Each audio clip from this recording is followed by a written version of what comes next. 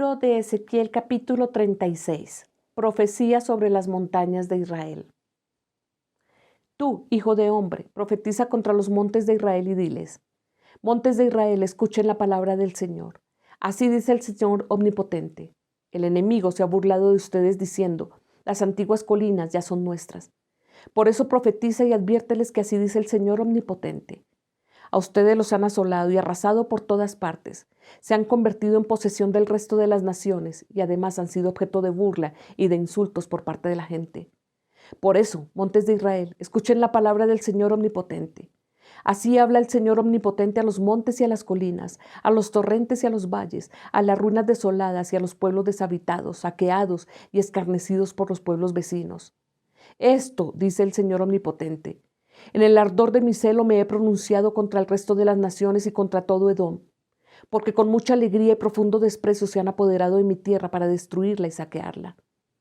Por eso profetiza contra Israel y adviérteles a los montes y a las colinas, a los torrentes y a los valles, que así dice el Señor omnipotente. En mi celo y en mi furor he hablado, porque ustedes han sufrido el oprobio de las naciones. Por eso, así dice el Señor omnipotente, juro con la mano en alto que las naciones vecinas también sufrirán su propia deshonra. Ustedes, en cambio, montes de Israel, echarán ramas y producirán frutos para mi pueblo Israel, porque ya está por regresar. Yo estoy preocupado por ustedes y los voy a proteger. Ustedes, los montes, volverán a ser sembrados y cultivados, y multiplicaré al pueblo de Israel. Las ciudades serán repobladas y reconstruidas las ruinas. Sobre ustedes multiplicaré a los hombres y animales, y ellos serán fecundos y numerosos. Los poblaré como en tiempos pasados, y los haré prosperar más que antes. Entonces sabrán que yo soy el Señor. Haré que mi pueblo Israel transite por el territorio de ustedes. Él te poseerá y tú serás parte de su herencia, y ya nunca más los privarás de sus hijos. Así dice el Señor omnipotente. Por cuanto te han dicho que tú devoras a los hombres y dejas sin hijos a tu propio pueblo, el Señor omnipotente afirma: ya no devorarás más hombres, ni dejarás sin hijos a tu pueblo. Nunca más te haré oír el ultraje de las naciones. No tendrás que volver a soportar los insultos de los pueblos, ni serás causa de tropiezo para tu nación, lo afirma el Señor omnipotente. El Señor me dirigió otra vez la palabra: hijo de hombre, cuando los israelitas habitaban en su propia tierra, ellos mismos la contaminaron con su conducta y sus acciones. Su conducta ante mí era semejante a la impureza de una mujer en sus días de menstruación. Por eso, por haber derramado tanta sangre sobre la tierra y por haberla contaminado con sus ídolos, desaté mi furor contra ellos. Los dispersé entre las naciones y quedaron esparcidos entre diversos pueblos. Los juzgué según su conducta y sus acciones. Pero al llegar a las distintas naciones, ellos profanaban mi santo nombre, pues se decían de ellos: son el pueblo del Señor, pero han tenido que abandonar su tierra. Así que tuve que defender mi santo nombre, el cual los israelitas profanaban entre las naciones por donde iban. Por eso, adviértele al pueblo de Israel que así dice el Señor omnipotente: voy a actuar, pero no por ustedes, sino por causa de mi santo nombre, que ustedes han profanado entre las naciones por donde han ido. Daré a conocer la grandeza de mi santo nombre, el cual ha sido profanado entre las naciones, el mismo que ustedes han profanado entre ellas. Cuando dé a conocer mi santidad entre ustedes, las naciones sabrán que yo soy el Señor, lo afirma el Señor omnipotente. Los sacaré de entre las naciones, los reuniré de entre todos los pueblos y los haré regresar a su propia tierra.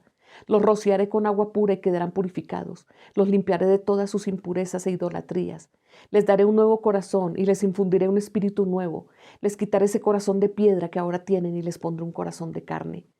Infundiré mi espíritu en ustedes y haré que sigan mis preceptos y obedezcan mis leyes. Vivirán en la tierra que les di a sus antepasados, y ustedes serán mi pueblo y yo seré su Dios. Los libraré de todas sus impurezas. Haré que tengan trigo en abundancia y no permitiré que sufran hambre.